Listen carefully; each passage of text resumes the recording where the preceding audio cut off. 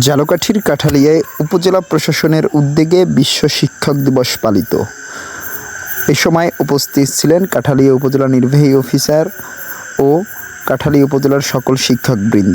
অপরদিকে সহকারী শিক্ষক, প্রাথমিক বিদ্যালয় ও প্রধান শিক্ষকরা একত্রিত হয়ে তাদের প্রাণের দাবিতে এক দফা এক দাবির মানববন্ধনের আয়োজন করেন। এ সময় উপস্থিত ছিলেন সকল শিক্ষক ও শিক্ষিকা মণ্ডলীরা। মানববন্ধনের শুরুতেই পবিত্র কোরআন থেকে তেলাওয়াত করছেন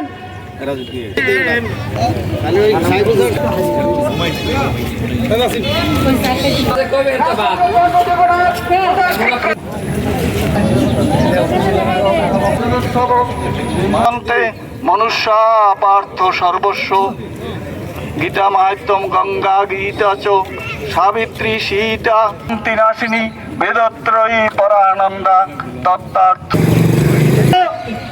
আজকের মানববন্ধনে এখন শিক্ষকদের উপস্থিতিতে দশম গ্রেড বাস্তবায়নের লক্ষ্যে আমাদের বেতন বৈষম্য নিরসনের জন্য শহীদ মিনার প্রাঙ্গণে উপস্থিত আজকের মানববন্ধনের সম্মানিত সভাপতি রাজাপুর যে স্কুলে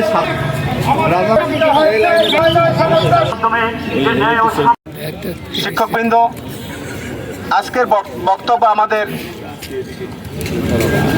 আমরা বর্তমানে 13তম আমরা কেন এই বৈষম্য আমরা থাকবো।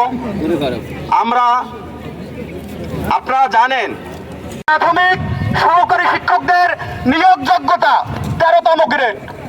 আমরা স্নাতক কিন্তু আমাদের রয়েছে চাকরিতে প্রবেশের পরই ডিপ্লোমা ইন প্রাইমারি এডুকেশন, কিন্তু একজন অষ্টম শ্রেণী পাস ড্রাইভার সে 12তম গ্রেডে বেতন পায়।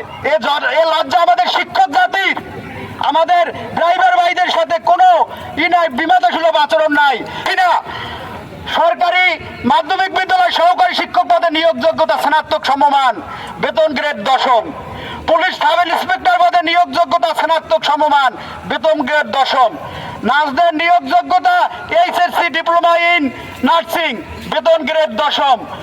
উপ সহকারী কৃষি অফিসার পদে নিয়োগযোগ্যতা এসএসসি, সাথে 4 বছর কৃষি ডিপ্লোমা, বেতন গ্রেড 10ম। ইউনিয়ন সচিব পদে নিয়োগযোগ্যতা আগে ছিল এইচএসসি, বর্তমানে স্নাতক সমমান, তাদেরও 10ম গ্রেড প্রস্তাবিত।